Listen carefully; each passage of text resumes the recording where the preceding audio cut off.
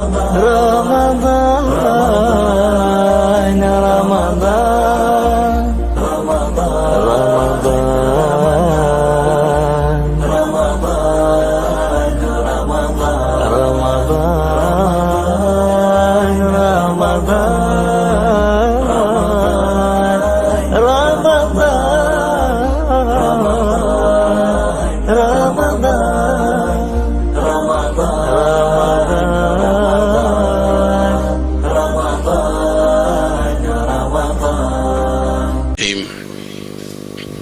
الحمد لله نحمده ونستعينه ونستغفره ونعوذ بالله من شرور أنفسنا ومن سيئات أعمالنا من يهدي الله فلا مضل له ومن يضلل فلا هادي له أشهد أن لا إله إلا الله ولي الصالحين وأشهد أن محمدا عبده ورسوله صلى الله عليه وعلى آله وصحبه أجمعين أما بعد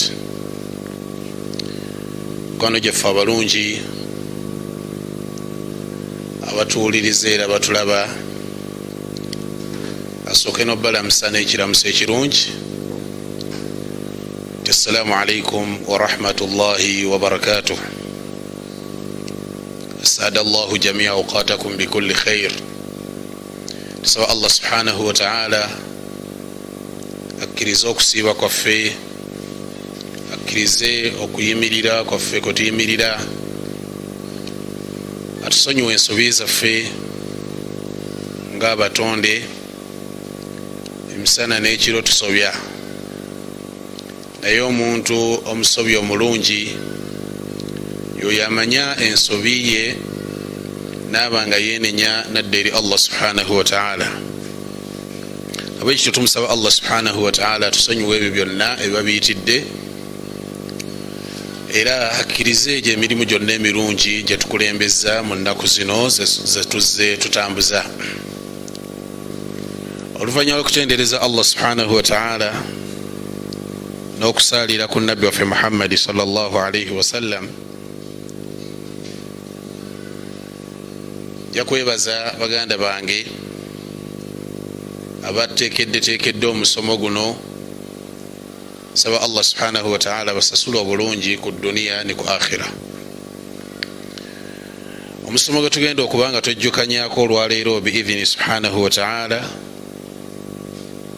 bajja kuba gukwatagane azzawaaju fi lislam wa ahamiyatuhu, ensonga ekwatagana n'obufumbo mu busiraamu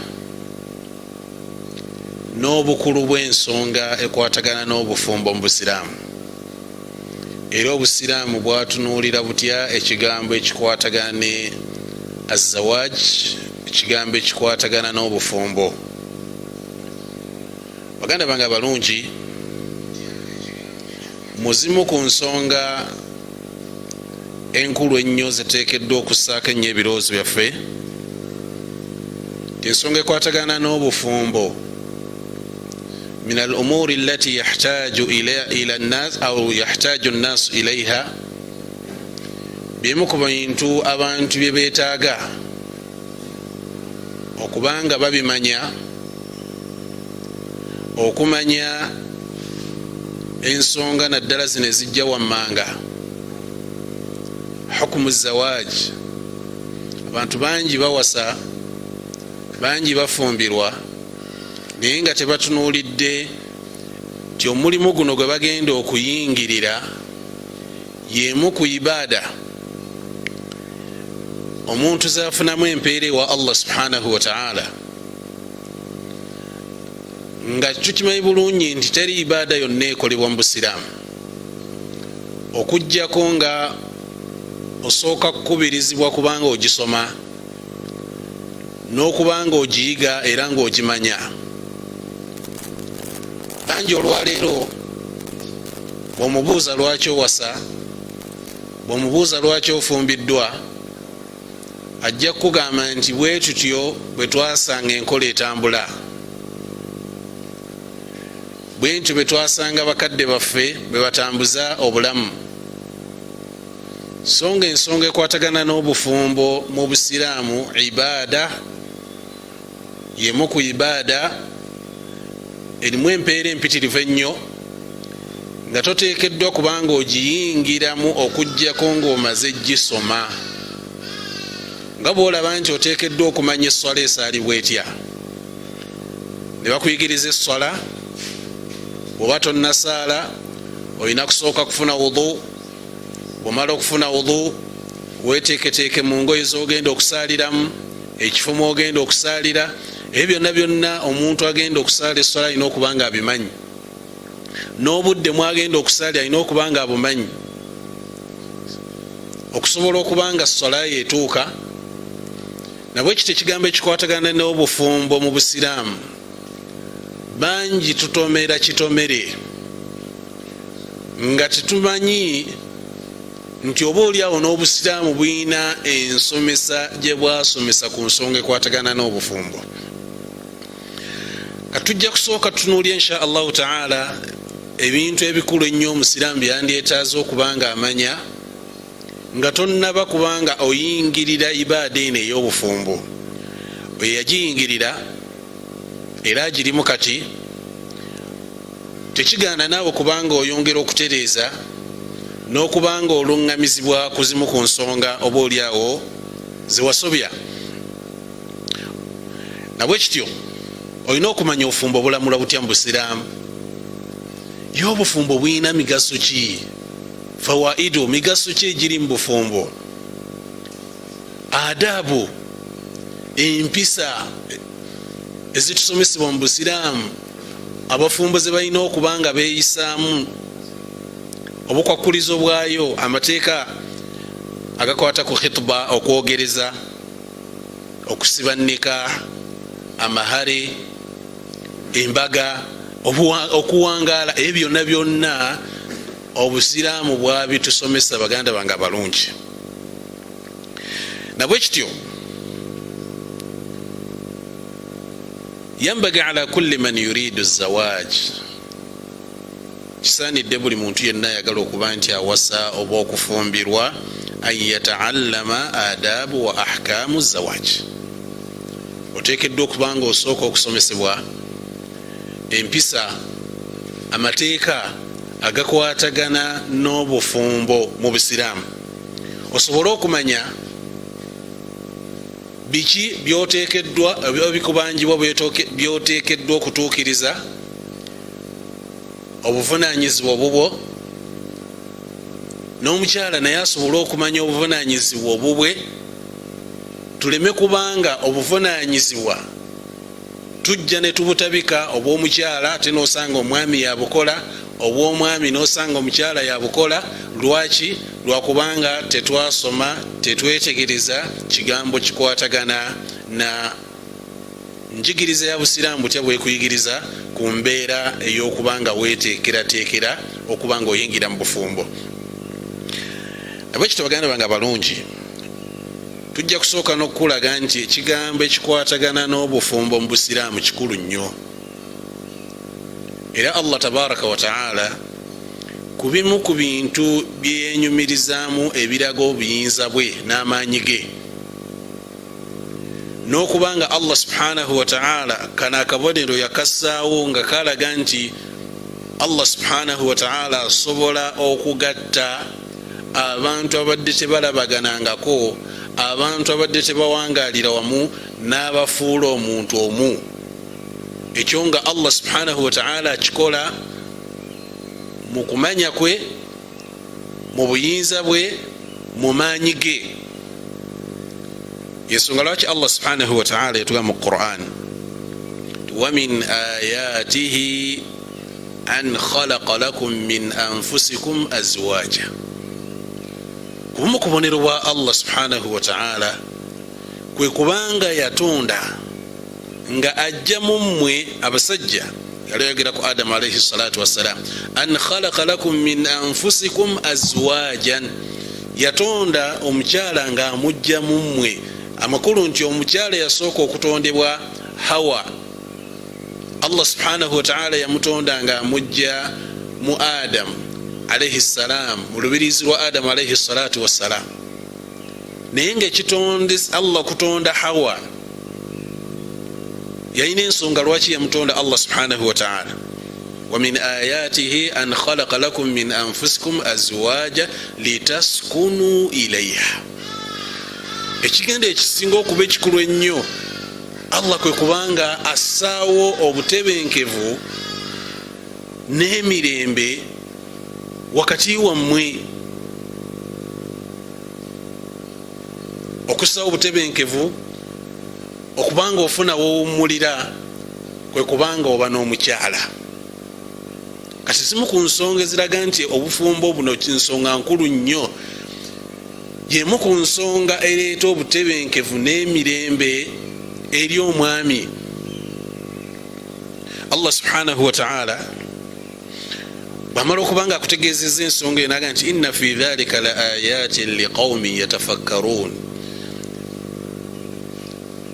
Ensonga eyokubanga Allah subhanahu wa ta'ala bagasse wakati wammwe, wajaala bainakum mawaddatan wa rahma, nassa wakati wammwe omukwano, okwagalana, nassa wakati wammwe okusaasiragana, naga nti ako kabonero eri abantu abo abalina amagezi abatuula wansi ne bafumintiriza mu bigambo bya Allah subhanahu wa ta'ala. Lidhalika fazawaju asasu lmujtama. Ensonga ekwatagana n'obufumbo gwe musingi oguzimba society, era buba buvunanyizibwa abantu ffenna bwe tuteekeddwa okubanga tubugabana. Omwami agabana obuvunanyizibwa obubwe, n'omukyala naye agabana obuvunanyizibwa obubwe, tusobole okubanga tutambuza obulamu buno obw'ensi, tusobole okubanga tuzimba ensi eno Allah tabaraka wa ta'ala kwe yatussa. Yensonga lwaki Allah subhanahu wa ta'ala mu aya nyingi mu Qur'ani akubiriza abantu okubanga bawasa, akubiriza abantu okubanga bafumbirwa. Allah subhanahu wa ta'ala aya sosi mujirabi, aya yokubiri Allah subhanahu wa ta'ala yali ayogera ku bannabbi be n'agamba nti walaqad arsalna rusulan min qablik. Owange gwe Nabi Muhammad sallallahu alaihi wasallam twali tutumya ababaka olubereberye lw'abakukulembera bangi. Waja'alna lahum azwajan wa dhurriya. Bannabbi abo bonna be twatuma abasinga obungi twabasizaawo abakyala. Waja'alna lahum azwajan, bafuna ababeezi, wa dhurriya, ne baba n'ezzadde. Ebyo Allah subhanahu wa ta'ala okubanga akutegeeza nti eno nkola y'abannabbi ba Allah subhanahu wa ta'ala okubanga bawasa, kiba kitegeeza nti eno ibaada bannabbi ba Allah subhanahu wa ta'ala bajettanira nnyo era bagijjumbira nnyo. Nabwe kityo mu aya endala Allah subhanahu wa ta'ala n'alaga nti muyinza okubanga mutya obwavu, mweraliikirira okubanga temujja kusobola kulabirira bakyala, mweraliikirira embeera ezifaanana bwe zityo, sisobola kubanga mulabirira, sobola kukola ki? Allah subhanahu wa ta'ala naga nti wa ankihu al-ayama minkum was-salihin min ibadikum wa imaikum. Allah tabaraka wa ta'ala mu aya eno atukubiriza era alagira Allah subhanahu wa ta'ala okubanga abakyala abo abali obusa abatannaba kufumbirwa, Allah agamba nti mubenga mubafumbiza, bafumbirwe, bafumbirwe abantu abalungi. Allah subhanahu wa ta'ala naga nti in yakunu fuqara, bwe babanga beeraliikiridde kyabwavu, yughnihim Allahu min fadlihi, Allah jabbagaggawaza mu birungi bye mu bugagga bwe Allah subhanahu wa ta'ala. Allah afundikiraga nti wallahu wasi'un alim. Allah agamba subhanahu wa ta'ala nti Allah mugazi nnyo ate era mumanyi. Wandibadde weebuuza nti mugazi muki? Mu buli kintu kyonna Allah tabaraka wa ta'ala mugazi. Okumanya kwe kugazi nnyo, okugaba kwe kugazi nnyo, ebirungi bya Allah bigazi nnyo, tebimuggwako Allah tabaraka wa ta'ala. Ate alimun, mumanyi nnyo Allah subhanahu wa ta'ala. ebiseera ebisinga Allah babanga alina aya gyayogedde tutera nnyo okutunuulira amannya agasembayo. Amannya gano gaba n'akakwate ku bigambo byakulembeza Allah subhanahu wa ta'ala. Bwakugamba nti totya bwavu ku nkomyo naga nti ndi mugazi ate ndi mumanyi, amakulu nti bw'oba n'enniya ennungi, bw'oba n'ekigendererwa ekirungi, ffe tusobola okukugaziriza mu byenfuna, tusobola okukugaziriza mu buli kintu kyonna kye weetaaga, ate era tumanyi ki kye weetaaga.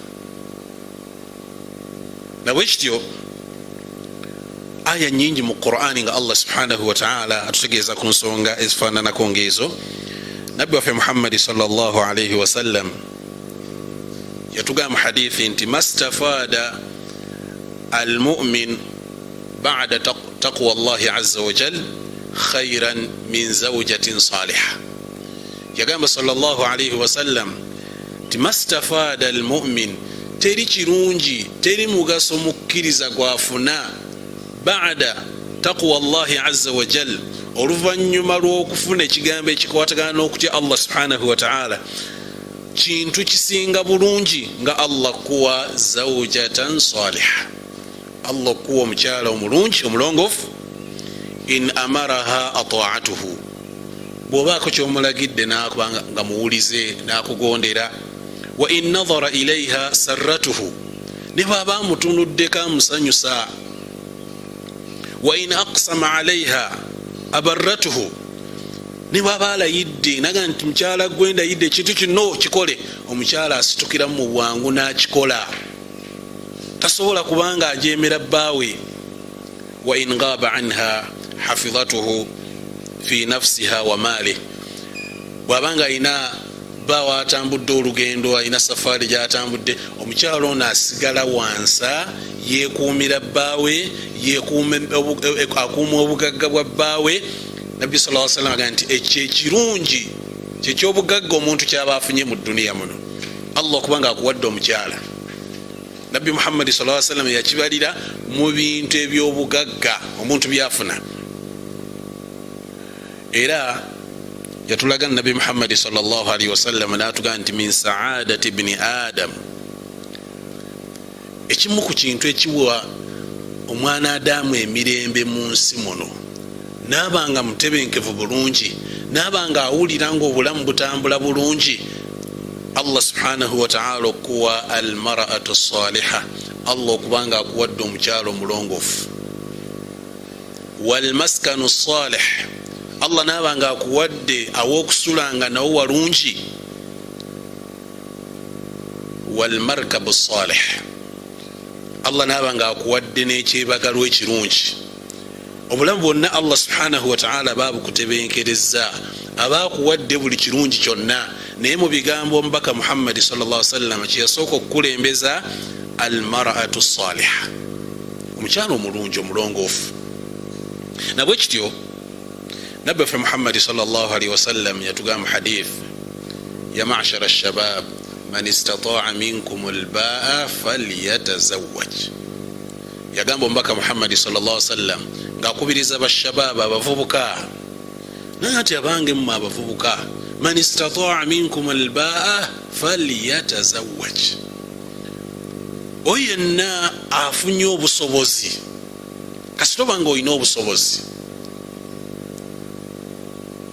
obusobozi obw'emirundi ebiri, al-ba'a okubanga olina obusobozi obw'omunsawo okulabirira omukyala, obusobozi obw'okubanga oli mulamu mu mubiri gwo nabwo ng'obulina. Nabbi sallallahu alayhi wa sallam yagamba nti falyatazawwaj, amagezi ge twandibadde tukuwa kuwasa, amagezi agandibadde gakuweebwa kuba nti owasa. Bw'oba tosobodde fa alayhi bisawm, Nabbi sallallahu alayhi wa sallam yagamba nti kale weekwate ku kyokusiiba, kubanga kijja kukendeeza ku bwagazi obuyinza okubanga ate bukutuusa mu haramu. Bwati bwatuyigiriza Nabbi waffe Muhammadi sallallahu alayhi wa sallam. Nabwe ekyo sahaba yitibwa Abi Ayyub al-Ansari radiyallahu ta'ala anhu yagamba nti arba' min sunani al-mursalin, ebintu bina byebimu ku nkola z'abannabbi ba Allah, abannabbi ba Allah subhanahu wa ta'ala, ababaka ba Allah tabaraka wa ta'ala. Ensonga ezo yagamba nti alhaya, ekisooka ensonyi. Ekyokubiri at-ta'attur, okwekuba kawoowo, nayo nkola y'abannabbi, sunna yaabwe. Wasiwaak, eyokusatu muswaki. Ekyokuna n'agamba nti wannikah, ekyokuna yagamba nti okuwasa, nayo nkola y'abannabbi ba Allah tabaraka wa ta'ala. Yensonga lwaki bwe tuba twetegereza mu bigambo by'abasahaba ba Nabbi Muhammad sallallahu alaihi wasallam n'abatukulembera abalongoofu, yatuuka okugamba Umar radiyallahu ta'ala anhu, yagamba nti inni la ukrihu nafsi, aga nti inni ukrihu, nzija nenkako omutima gwange, ala aljimaa, okubanga mba ne mukyala wange. Lwaki?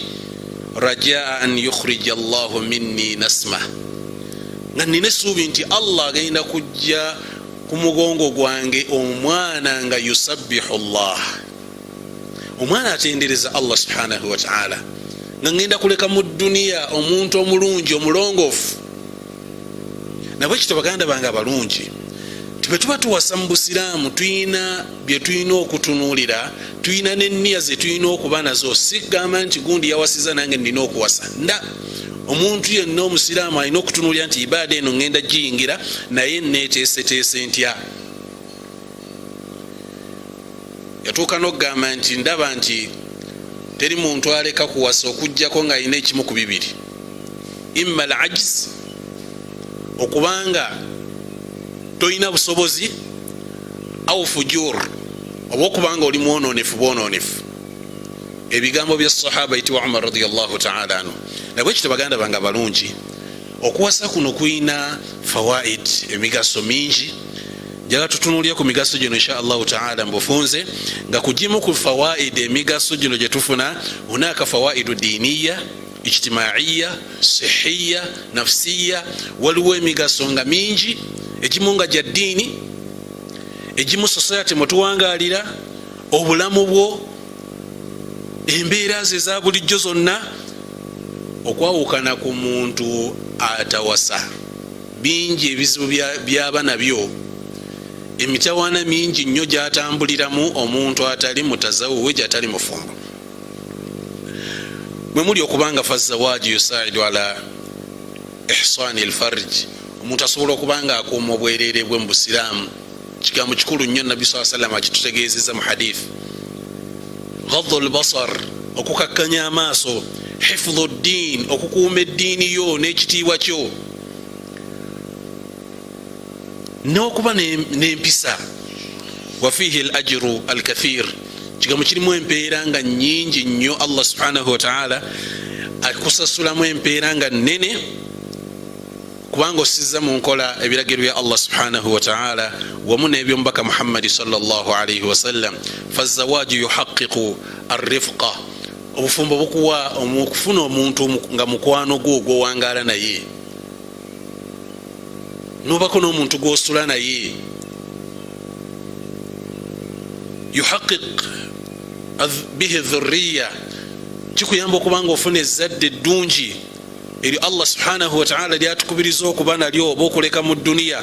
Kama anna min thamarati husulu al-ajr, kubanga ebibala ebiva mu bufumbo mwe muli okubanga ogenda kufuna ezzadde eddungi, ezzadde eryo eddungi ng'ogenda kubanga olirabirira mu ndabiri, ate egenda okukusasulamu ewa Allah subhanahu wa ta'ala.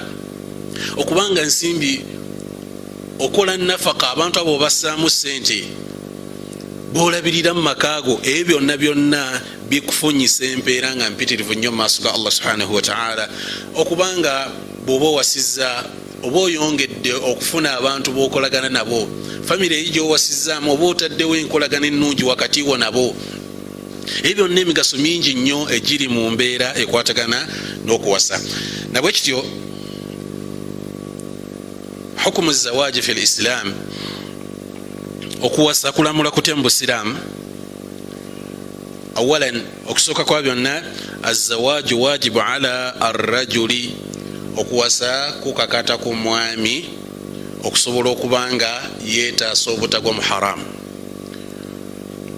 wa khasatan idha khafa ala nafsi, naddala nga muli yewulira nga tasobola kubaawo nga talina mukyala, oyo okuwasa kuba kwa tteeka ku ye. Ebbanga lyamala nga Allah subhanahu wa ta'ala amuwadde ku busobozi, oyo akakatibwako okubanga awasa. wakadhalika idha nadhar, nabwe kityo omuntu singa yeetema nadhiri nanga omwaka bwe guti Allah n'amala nkola kino ngenda kuwasa, oyo naye akakatibwako okubanga atuukiriza nadhiri gye yeetema. wazawaju, okuwasa kuno okuba okwetteeka nga bwe tukirabye nti kuyinza okubanga kuli wajibu kukakatako di nga tosobola kuuma nsaazo, tosobola kuuma kitiibwa kyo okujjako ng'omaze kuwasa. niwabaawo okubanga okuwasa kuli haramun, kubaddi haram, muharramun ala rajuli alladhi la shahwata lah, kuli haramu ku mwami nga talina bwagazi, oba okusangibwa nga omwami oyo mulwadde, obulwadde obutamusobozesa kuba n'abakyala, oyo naye okuwasa ku saidi ye kuba tekukkirizibwa, kubanga kiba kimanyikiddwa bulungi nti agenda kukosa omukyala gwali baleese mu maka ge, ye agenda kuwangaala atya nga omwami mulwadde. nabwe kityo omwami ayinza okubanga imma obwagazi bwagenda olw'okubanga emyaka gyegyo, oba okubanga marida oba yalwala, oba yatuukibwako aksidenti eyamufuula okubanga takyalina maanyi ga butonde. omuntu afaanana bw'atyo bakugamba nti okuwasa kwe kuba kuli haramun, illa okujjako idha radiyat zawja, okujjako ng'omukyala akikkiriza nanga nti tewali mutawaana nze nja kuba naye. omukyala wabanga akikkiriza mu mbeera efaana bwetyo, insha allahu taala ekyo tewali buzibu, omukyala oyo asobola okubanga awangaala n'omwami oyo. oli ayinza okubuuza nti aba agenda kukola ki omwami oyo? ayinza okubanga wayagadde okubanga awummulira, asobola okuwummulira omwami oyo, amukolera emirimu gye nga naye bwakola emirimu emirala. obufumbo tekitegeeza kubanga nsonga za bufumbo zokka, kitegeeza ekintu kigazi, okuyambagana, okukola kibingi, bitegeeza ekigambo obufumbo. kati bw'aba asazeewo omukyala okubanga agenda eri omwami afaanana bw'atyo, insha allahu taala nga yakikkiriza, ekyo tekirina mutawaana insha allahu taala. nabwe kityo wakadhalika muharramun ala rajuli alladhi la yastatiu alqiyam bihuquqi zawja, nabwe kityo okuwasa kuli haramu ku mwami nga tajja kusobola kutuukiriza buvunaanyizibwa bwa mukyala, omuli annafaka, tajja kusobola mumulabirira, tajja kusobola mumugulira ngoye, tajja kusobola kuba nti amuliisa, tasobola nakuba nti amusuza, byonna byonna talina busobozi. kati omuntu afaanana bw'atyo kiba kitegeeza nti ku saidi eyiye tasobola kubanga akkirizibwa okuba nti awasa, okutuusa nga amaze okubanga afuna obusobozi obumusobozesa okuba nti awasa, era nga ajja kubanga atuukiriza obuvunaanyizibwa, kubanga ekigambo kuwasa kitegeeza okubanga endagaano gy'okoze mu kiseera ekyo olina obuvunaanyizibwa obwokkiriza bw'ogenda okwetikka. obutali bwakubanga muba na mukyala mu nsonga za bufumbo zokka, kigambo kigazi nga batuze tukyogera nti kitegeeza kwetikka buvunaanyizibwa bungi. wakadhalika nabwe kityo omuntu wabanga agenda okuwasa mu busiraamu, kyandibadde kirungi n'oba n'enniya tingenda kuwasa insha allahu taala n'ekigendere ekyokubanga nsobola okukuuma ensa zange, ekigendere ekyokubanga nyinjiwaza umma ya nabbi Muhammad sallallahu alaihi wasallam, n'okubanga owasa n'enniya egamba nti kino kye ngenda okukola nkifunamu empeera wa Allah subhanahu wa ta'ala. okitwale nga ibada, towasa lwakuba abantu bawasa, lwakuba gundi yawasiza, lwakuba kiwasa ng'otwala nti omulimu gwe ngenda okukola ibada. olwaleero lwaki obufumbo butumenya nnyo nti abasinga obungi bawasanga tebamanyi nti kyebagenda mu ibada. so mulimu buli lwogumanya nti ogukola ibaada osinza Allah subhanahu wa ta'ala n'obuzibu bwonna bw'oba osanzeemu osobola obugumiikiriza kubanga omanyi nti ibaada buli ibaada yonna ekolebwa ebaamu obwangu bwayo n'ebaamu n'obuzibu bwayo nga bw'osobola okuba nti ozuukuka layiri n'osaala ekiro ekaluubiriza sola ekaluubiriza naye olw'okuba nti omanyi olina kyofunamu ewa Allah ne weerekereza otulo n'osalawo kuba nti ofuna wudu amazzi agannyogoga n'oyimirira mu ttumbi mu kiro n'osaala n'osaba Allah nabwe kityo singa twali tumanyi nti n'obufumbo ibaada bwandibadde tebutumenya nnyo bingi bye twandibadde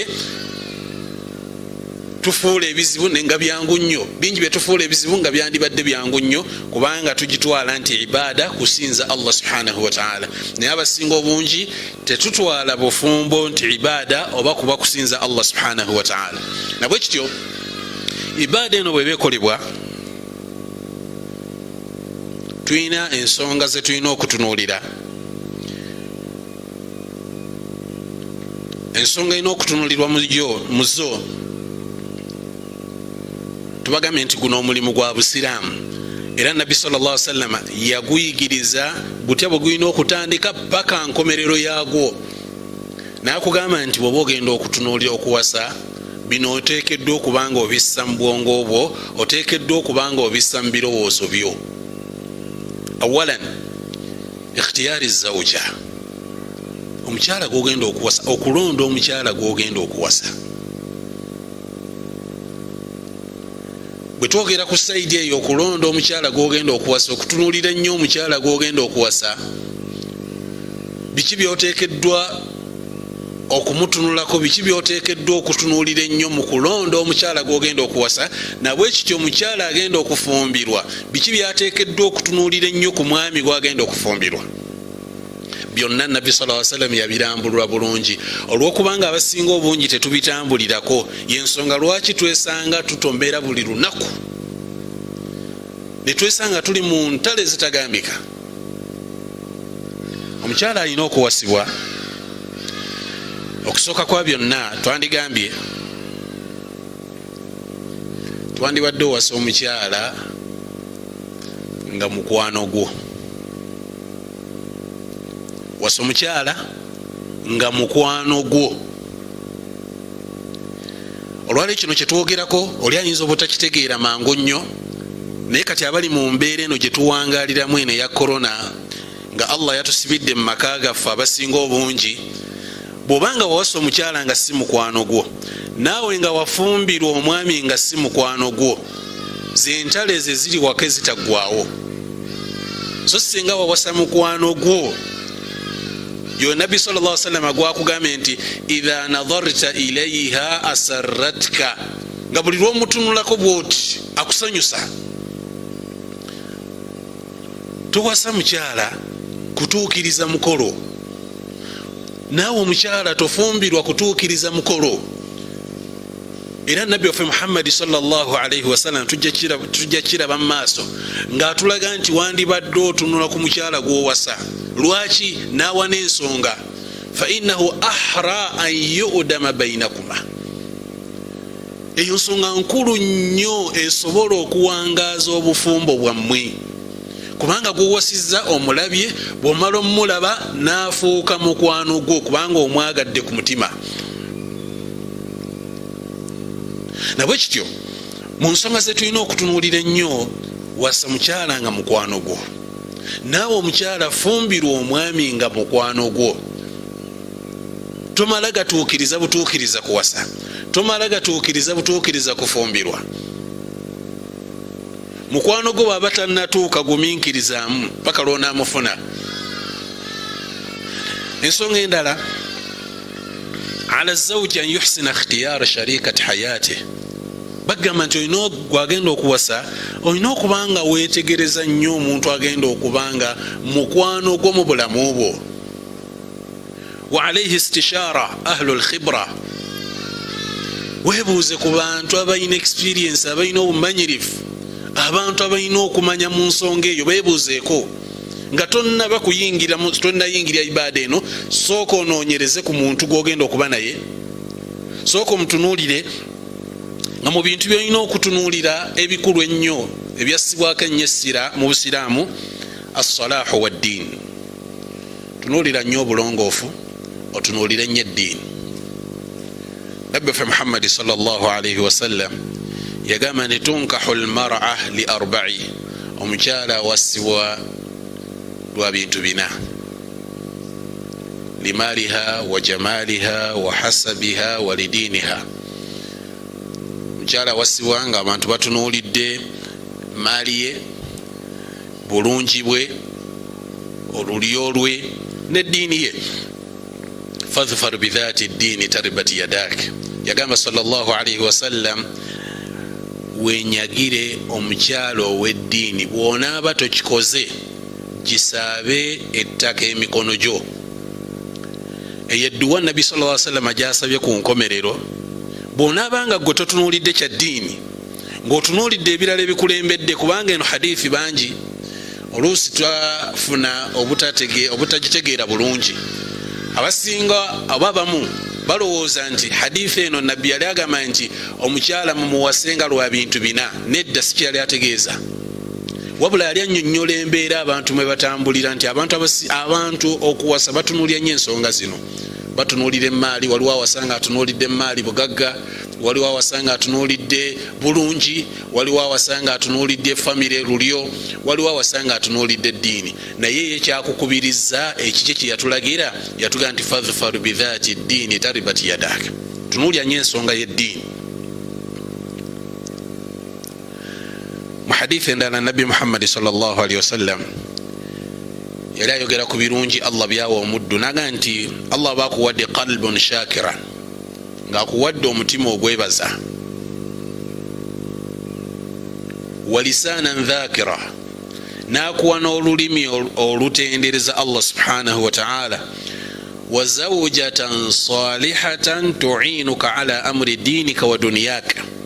Allah n'akuwa n'omukyala agenda okuyambako ku nsonga ezikwatagana n'eddiini yo, agenda okuyambako ku nsonga ezikwatagana n'edduniya yo. Omukyala akuzimba mu ddiini, omukyala ng'agenda kukuzimba ne mu by'edduniya.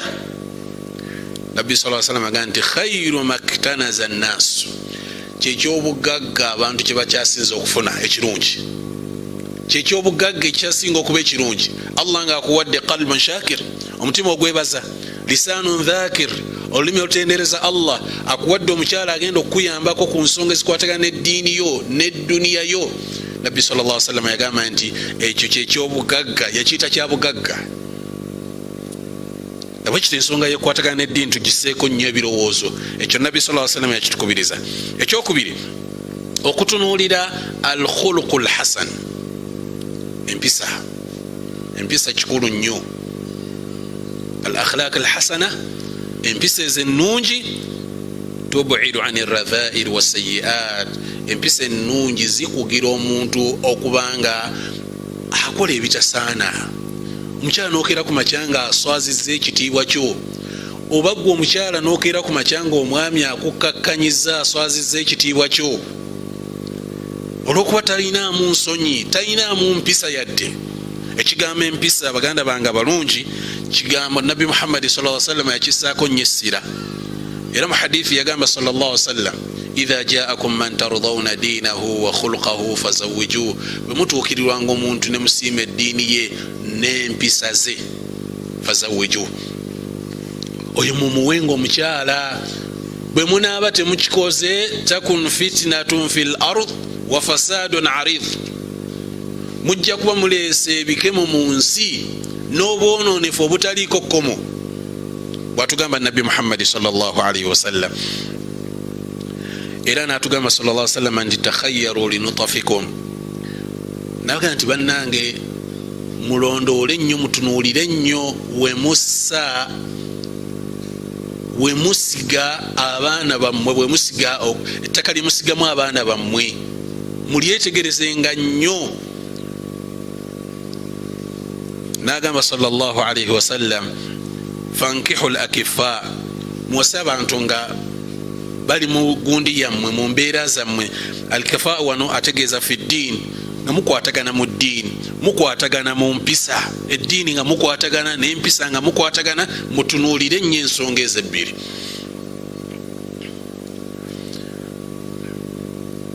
Antakuna bikira, okuwasa omuwala nga muto nga bikira, oyo naye tukubirizibwa. Nabbi sallallahu alaihi wasallam yatukubiriza tinakyo ekigambo tukitunuulirenga nnyo, tukiseeko nnyo essira. Yagamba sallallahu alaihi wasallam nti tazawwaju al-abkar fa innahunna a'dhabu afwah, wasinga wano abawala abato, babikira abato. Lwaki? Nagamba sallallahu alaihi wasallam fa innahunna a'dhabu afwah, emimwa gyabwe giba mirungi. Agamba sallallahu alaihi wasallam amakulu tebalina nnyo bigambo byeboogera, talina nnyo bigambo byayinza kuba nti akuvuma, akola ki, abakuwa ekitiibwa, abakugulumiza. Nagamba sallallahu alaihi wasallam nti wa arda bil yasir, basiima n'akatono, naye katono k'oba omuwadde ye atalina buzibu. Naye bwe twogera ekigambo ekyo tekitegeeza nti okuwasa omukyala akuzeeko afumbiddwako tekiganibwa mu Busiraamu. Nedda, oyinza okwesanga nti awasizza omukulu, omukyala afumbiddwako, olw'okubanga olina ebirungi by'omulabyemu, kiyinza okukulembera nakyo nekitwalibwa insha Allahu taala, nga bw'olaba sahaba Jabir radiyallahu taala an bwe yawasa omukyala Nabbi Muhammad sallallahu alaihi wasallam, n'amubuuza nti mukyala wawasizza? N'amugamba nti naam. Bikran am thayiban, wawasizza mwana muto oba wawasizza mukyala mukuluko? Naga nti nawasizza omukyala yali afumbiddwako. Naga nti halla bika, lwaki tewawasizza mwana muto? Nabbi Muhammad sallallahu alaihi wasallam n'amunnyonnyola ensonga, ne sahaba n'amunnyonnyola. Naga nti ya Rasulallah, ekyankozesezza kino, taata wange okimanyi yafa, nandekera abaana abato, nandekera ki, nga teri asobola balabirira okujjako nga mbataddemu omukyala akuze ku myaka, asobola obbalabirira, asobola obbabuulirira, asobola okubanga ababudaabuda. Ekitegeeza nti tekigaanibwa mu Busiraamu kuwasa mukyala yali afumbiddwako, tekirina buzibu insha Allahu taala.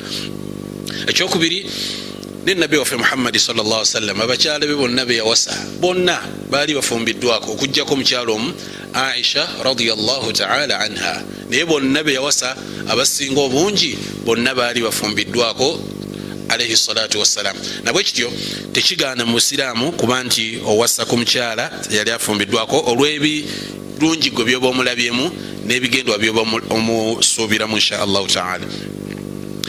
Ensonga endala gye tulina okutunuulira, antakuna mutaallima, omukyala ateeka okubanga muyivu, musomi. Otegeeza okusoma omukyala ategeera, asobola okubanga alabirira famire, abudaabuda famire yo bulungi. Ekyo nakyo kitunuulirwa. Antakuna waludan, omukyala ateekeddwa okubanga ali mu famire, omukyala azaala. Kubanga Nabbi Muhammad sallallahu alaihi wasallam yagamba nti tazawwaju alwaluda, muwasa abakyala alwaduda nga mukwano gwo. Alwaluda, omukyala azaala, fa inni mukathirun bikum al-umam yawm al-qiyamah, ngenda kubenyumirizaamu n'omuntu alijja n'abantu abangi, ngenda kuba n'abantu abasinga obungi ku yawm al-qiyamah, nze ngenda okuba n'abantu abangi. Gye mukoma okuzaala abantu abangi, bonna bagenda kuba mu bantu ba umma yange. Kibala Nabbi Muhammad sallallahu alaihi wasallam yagamba, omuntu asinga obulungi mummwe aktharuhum nisa, ye muntu asinga n'okuba n'abakyala abangiko, yabasinga obulungi. Lwaki? Kubanga asuubira nti ajja kuba n'abaana nga bangi, abaana bangi bagenda okubanga yenyumirizaamu nabo ku lunaku olw'enkomerero. Nabwe kityo baganda baffe abalungi, ensonga endala gye tulina okutunuulira era ekwatagana ne obufumbo, ensonga eyatunuulirwa ennyo ze twandiise nti ahkamu al-khitba. Ahkam al-khitba, amateeka agakwatagana n'okwogereza mu Busiraamu, nago twagala tuyite mu bufunze insha Allahu taala. Awalan, ru'yat al-khatib li makhtubati, Obusiraamu bulagira era bukubiriza gwayogereza omwami okubanga olaba ku mukyala gwogenda okuwasa. Nabwe kityo kikyuse n'omukyala naye okubanga alaba ku mwami gwagenda okuwasa. Ekyo tukirabye Nabbi waffe Muhammad sallallahu alaihi wasallam yakissaako essira nabuuza ne bamu ku basahaba nti wayi wangambye oyogereza ewabagundi nti ye omukyala wamulabye naga sinnamulaba naga genda omutunuleko fa innahu ahra an yu'dama bainakum genda omutunuleko bonaba omulabyeko ekyo kijja bayamba okuwangaaza obufumbo bwammwe. Ati mbusiraamu kikkirizibwa okutunula ku mukyala gwoyogereza naye otunula entunula gye bakukkiriza okutunulako bakukkiriza kutunula mu face kutunula ku bibatu so sigamba nti akubikkulira entumbwe akole killa. Oteekeddwa kubanga otunulako bino ebirabibwako face olaba ebibatu kale n'ebigere naye tokkirizibwa kuba nti akubikkulira yenna omulabe nga bwe yakula oba byafaanana ki. Eyo sinkola ya busiraamu era sinkola esomesebwa nabbi Muhammadi sallallahu alaihi wasallam. Nabwe kityo okutunulako tekirina buzibu insha allahu taala. Tulina ekintu abasinga obungi kyetutera okukolamu ensobi. Tulina kyetuyita al khitba, okwogereza. Okwogereza mu busiraamu abasinga obungi bakimanyi nti okwogereza mu busiraamu kwe kubanga mwina enkwatagana gye mukwatagana ne mwana muwala gwogenda okuwasa. Waliwo kyetuyita okukwana ne wabaawo kyetuyita okwogereza mu busiraamu. Okwogereza kwe kw'obusiraamu. Embeera ey'okukwana eyo si ya busiraamu. Okwogereza kitegeeza kubanga oyogeraganya ne bakadde b'omuwala abazaala omuwala bw'olina okubanga okwatagana nabo naye okubanga muli mu mbeera ey'okubanga olw'okuba nti oga nti gwenjogereza ne mutambula ne mugenda ne mugula ebintu mu katale ne mugula ki n'akufumbira ebyokulya n'akuleetera tembeera yakwogereza eyo enkola Allah tabaraka wa taala yagitugaana n'atugaa nti wala taqrabu zina innahu kana fahishat wala taqrabu zina. Allah subhanahu wa taala yatugaa nti temusemberera. Okwo kuba kusemberera kwennyini kyebayita okwogereza. Nabbi waffe Muhammadi sallallahu alaihi wasallam yakugamba nti bw'oba mu mbeera ey'okwogereza nga mwagala kwogera n'omwana muwala wateekeddwa okubaawo gwe bayita mahram. Mu busiraamu ekitabo kirina okuba wateekwa okubaawo mahram. Mahram yani omuntu azira omuwala ono oba azira omukyala oyo alina okubaawo wakati awo. Temukkirizibwa kubanga mweyawula babiri. Eyo embeera egwa mu mbeera yakwana, eyo mbeera ya bwonoonefu. Amma okwogereza Nabbi Muhammadi sallallahu alaihi wasallam kwayogerako tuteekeddwa okumanya nti oteekeddwa kubanga oyogeraganya n'abazadde ba muwala oba alina obuvunaanyizibwa ku sayidi y'omuwala. So si kuba nti mweyawula be mu mbeera eyo embeera yemu ku mbeera ez'obwonoonefu. Oba oliawo ebiseera ebisinga kyova olaba nti abasinga obungi bagenda okufumbirwa nga bamaze naggwa mu zambi lya bwenzi. Nabwekityo baganda bange abalungi tube beegendereza nnyo ku nsonga ekwatagana n'okwogereza. Obusiraamu bugamba nti tokkirizibwa kwogereza mukyala ng'okimanyi bulungi nti waliwo munna amwogereza. Tokkirizibwa kwogereza mukyala ng'okimanyi nti waliwo munna akola ki amwogereza okutuusa nga omaze okulaba nti alese abadde ayogereza abivuddeko oba okuba nti gwe boogereza naye tasiimye awukirizibwa okubanga oyogereza. Naye Nabbi Muhammadi sallallahu alaihi wasallam yatugaana okubanga twogereza mu kwogereza kwa bannaffe. Ebyo byonna birina okutunuulirwa mu mbeera ez'obufumbo al-istikhara wal-istishara okubanga osaala nga weebuuza ku Allah subhanahu wa ta'ala akulaga ekituufu. Banayina obufumbo buno bwetaagamu okusaba ku Allah akuyambe akukwatireko nga tonnaba kubanga ossaawo nkolagana na mukyala gw'ogenda kuwasa na mwami gw'ogenda kufumbirwa. Oteekeddwa okubanga weebuuza ku Allah istikhara n'okwebuuza ku bantu mu mbeera ey'okwogereza osobole okubanga Allah tabaraka wa taala abawamu naawe mu nsonga zo. Tulina ebintu ebitera okukolebwa oba oliawo nga si bituufu mu mbeera ey'okwogerezaawo. Aqidi nikah tuba tusiba nikah tugamba nti tusomewo alhamdu tusomewo alfatiha kwambazibwa empeta, ebyo byonna bikolwa. Naddala empeta kikolwa dakhila, kyayingira buyingizi mu Busiraamu, tetukina mu Busiraamu okwambazibwa empeta. Omwami najja n'afukamira n'asaba omuwala okubanga amufumbirwa ng'amwambazza empeta. Ebyo si nkola ya Nabbi waffe Muhammad sallallahu alaihi wasallam, nkola eyakoppebwa okuggyibwa mu ddiini endala. So Obusiraamu tebukwatagana n'eyo mpeta nti nkusibiddaawo oba empeta yetegeeza obufumbo. Ekitegeeza obufumbo biba bigambo ebiba wakati mu ssaawa ey'okusiba nikah, byebigambo byokka. Naye n'empeta mu Busiraamu teyina nakakwate konna ku bufumbo. Nabwe kityo nga tufunzafunza omusomo gwaffe insha Allahu taala aqdi zawaaji wa adabu, okusiba nikah n'empisa ezimu ku bintu ebirina okugobererwa.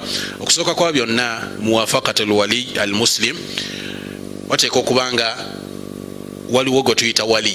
Waliyo ye muntu alina obuvunaanyizibwa ku muwala, ateeka okubanga akkiriza.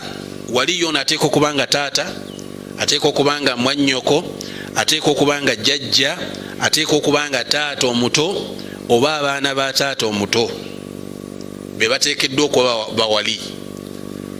Nabbi Muhammad sallallahu alaihi wasallam yagaa nti la nikaha illa biwali, teri bufumbo butuufu okujjako nga wabaddewo wali yasoose okukkiriza.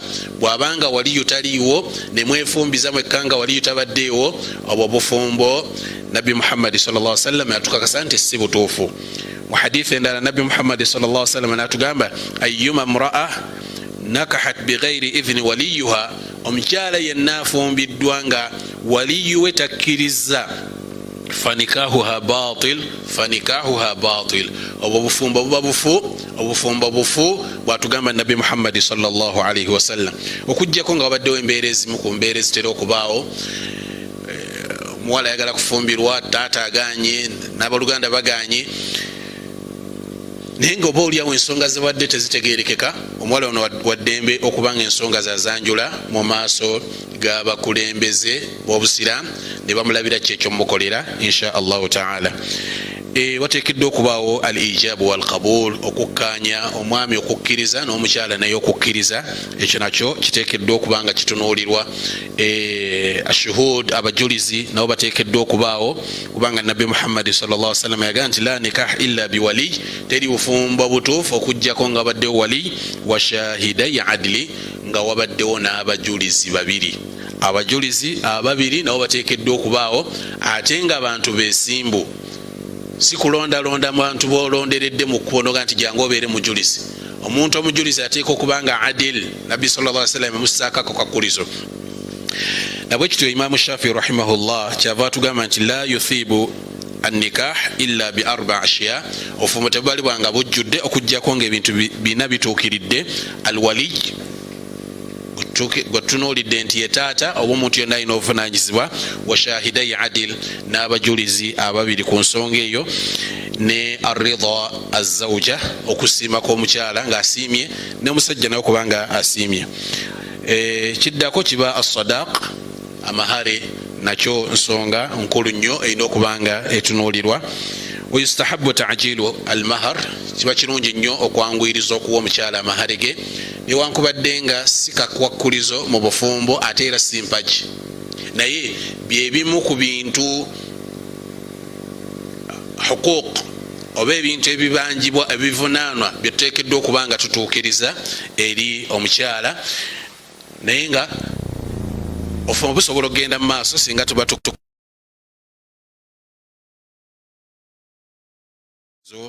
mu bukwakulizo obuteekeddwa okukolebwa mu ssaawa eya nikah. Nikah bw'eba ewedde, baganda bange balungi, tubala tufundikira n'ekigambo ekyokubanga tusabira bannaffe Allah tabaraka wa taala abateere baraka mu bufumbo bwabwe, nga tugamba nti barakallahu lakum wa baraka alaykum wa jamaa bainakum fi khair. Ekigambo kitegeeza nti barakallahu lakum, sawa Allah abateere baraka mu fumbo bwammwe, nammwe abaseeko baraka, abagatte wakati wammwe nga abagattira ku bulungi. Yemu ku dduwa ze tulina okubanga tukozesa mu kubanga tusaba Allah subhanahu wa ta'ala mu mbeera ey'okuyozayoza bannaffe, so si bakubira mizira, so si kukola ki, tubasabirenga edduwa ezo zitusomesebwa Nabbi Muhammad sallallahu alaihi wasallam. Allah asobole obbasiza mu bufumbo bwabwe baraka, asobole obbasiza mu bufumbo bwabwe obulungi ne baraka, kyetuyisa emikisa. Nabwe kityo okusaawo okulangirira embaga, biki ebyo byonna byonna, waliima, okukolawo ku kabaga, inshallah ta'ala oba oliawo tulwa tufunye obudde obulala biidhini subhanahu wa ta'ala tulyongereza ku nsonga eyo ne tubanga tugigaziya. Naye kyetwagadde mu byonna baganda baffe abalungi, obufumbo buno tusooke tufunemu akadde akabusoma nga tetunnabuyingirira, osobole okumanya obuvunanyizibwa obwo, osobole okumanya obuvunanyizibwa obwa mukyalawo. Bwe tunaabanga tumaze okusoma embeera zino, insha allahu ta'ala tujja kubanga ibada yaffe tugituukiriza bulungi biidhini subhanahu wa ta'ala. Omulyango mugazi nnyo, ebigambo bingi nnyo, naye olwakadde insha allahu ta'ala tujja kubanga omusomo gwaffe biidhini subhanahu wa ta'ala tugufundiikirirawo.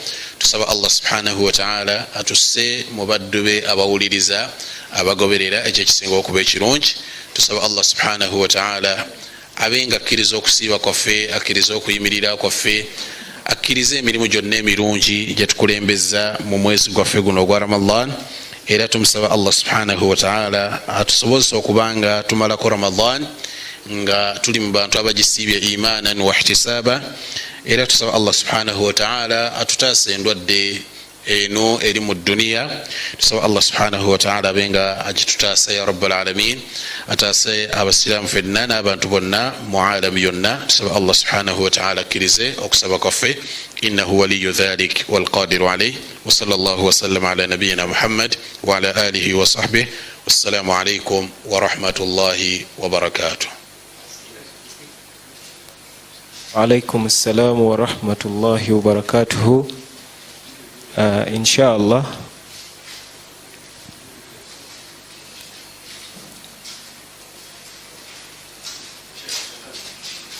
naam. Ramadan, Ramadan, Ramadan, Ramadan, Ramadan, Ramadan,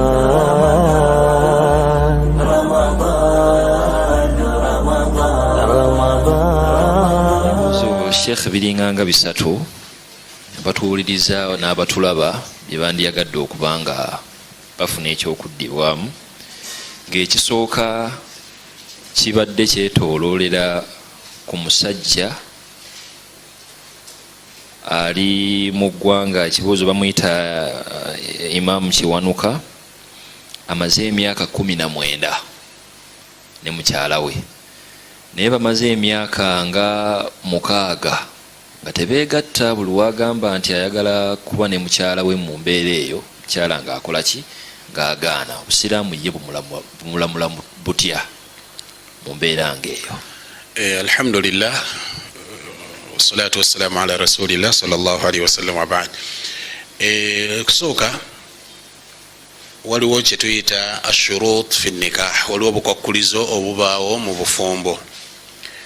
Mu bukwakulizo obubaawo mu bufumbo waliwo obukwakulizo bwe tuteekeddwa okutuukiriza, nga Nabbi sallallahu alaihi wasallam bwatugamba nti inna ahaqqa ashurut, kubumu ku bukwakulizo obusinga okuba obunywevu ennyo bwe tuteekeddwa okutuukiriza, mastahlaltum bihi alfuruj, bwe bukwakulizo obwaliwo mu mbeera ey'okubanga bukukkiriza okuba n'omukyalo oyo asobola okubanga yakussaako obukwakulizo nti ogenda kumpasa naye sooka nakkola kino, ninakkola kino, ninakkola kiri. Kakati waliwo ebikkirizibwa okubanga tutuukiriza obukwakulizo, newabaawo obukwakulizo obutakkirizibwa okubanga bukola ki? Butuukirizibwa. Mu bukwakulizo obutakkirizibwa ye mukyalo okugamba nti ogenda kumpasa naye ensonga z'obuliri nedda, akakulizo kafu. Oba kakakuliza kagamba nti oyina kuta mujja wange omala kumuta omuwe ettalaka, obukakulizo tetulina kukola ki? Kubanga tubutuukiriza. Nabwe kityo embeera eya muganda waffe ali mu myaka 19 yegatta na mukyala we, kiba kitegeeza nti abo balabika tebali mu bufumbo buli butegerekeka. Naam. Ekyokubiri Sheikh kikwatagana anil ghira, omuntu omusajja yandibadde akwatagana atya ne bakyala be balina abangi mu mbeera y'obujja eno? Waliwo enjigiriza y'obusiraamu gyayinza okuba nga akwataganyamu bakyala be mu mbeera eyo? Ekigambo ekikwatagana n'obujja mu busiraamu ekyo kintu kiri mu butonde. Tulina okusooka okukimanya nti kiri muki mu butonde, era ne bakyala ba Nabbi sallallahu alaihi wasallam balina obujja. Tusoma ebyafaayo ku bakyala ba Nabbi sallallahu alaihi wasallam balina obujja, naye Nabbi sallallahu alaihi wasallam yamanya enkwata gyalina okukwatamu bakyala be, buli omu n'amanya ekizibu kye, n'amanya nti ono obujja bwe buti wano ebukoma, n'oli naye bwe buti ebukoma, ono nnakukolagana naye bwe nti, n'oli nnakukolagana naye bwe nti. Ebyo mbeera Nabbi waffe Muhammad sallallahu alaihi wasallam yali agiyiseemuuko, era waliwo omu ku bakyala gwe yali agenda okuwasa n'amugamba nti ya Rasulallah, nze nina obujja bungi wanindese. Naye yamugamba nti ekyo ekyobujja nja kusaba Allah akijjewo. Kitegedde kakati mu mbeera efaana bwetyo nti abakyala babanga balina obujja bungi, ekisooka kya byonna baseeku mu dduwa, obujja obuleme kubanga bukola ki butuuka mu mbeera ekukosa, oba okubanga nabo ekola ki ebakosa, n'okubanga eboononera eddiini yaabwe. Baseeko mu dduwa insha allahu taala, Allah balungamye abataasa obujja obufaananako ng'obwo, kubanga edduwa tukimanyi bulungi nti ekyusa bingi, n'ekyo sobola okukikyusa biidhini subhanahu wa taala. Wa barakallahu fikum. Sheikh, ekiringa ekisembayo, omukyala bw'abanga abuuza nti omukyala bw'abanga ayagadde omusajja, obusiraamu bumukkiriza okutandika embeera eyo y'okwogereza oba tebumukkiriza? Naam, obusiraamu bukkiriza omukyala okutandika omwami nga bukkiriza omwami okutandika ki omukyala, naye mu mbeera ey'obuvunanyizibwa teyandize butereevu, kubanga bwajja obutereevu kiyinza ate okukanga omwami. Nabwe kityo nti singa bafunyeyo omuntu mwayitira namutuma nakola kibwatyo, tekirina mutawaana insha allahu taala. Era omukyala okuvaayo okugamba nti nkwagala si kamogo, tekitegeeza nti omukyala aliko akamogo oba eddiini y'ennafu. Kiri mu butonde, asobola okukikola, kubanga ne ku mulembe gwa Nabbi Muhammad sallallahu alaihi wasallam kyali kibaddewooko. Omukyala najja namugamba nti ya Rasulallah, nze njagala ompase. Kitegeeza nti kisoboka okukola ki okubaawo, tekitegeeza nti abazze abamwononefu oba abali mu mbeera ey'obwononefu, wabula gwaba atuukiridde, bw'aba amusiimye asobola omutwala insha allahu taala. Bw'aba tasiimye asobola okufunayo olulimi olulala lwonna lwakozesa okulaba nga obuvunanyizibwa bwakola ki tabwetikka insha allahu taala. Wa barakallahu fikum wa jazakum allahu khaira. Tweyanziza nnyo baganda baffe abafuraya, tusaba Allah subhanahu wa ta'ala mwenna basasula obulungi ku dunia ne ku akhira. Wa barakallahu fikum. Wassalamu alaikum wa rahmatullahi wa barakatuh. Wa alaikum salam wa rahmatullahi. Ramadan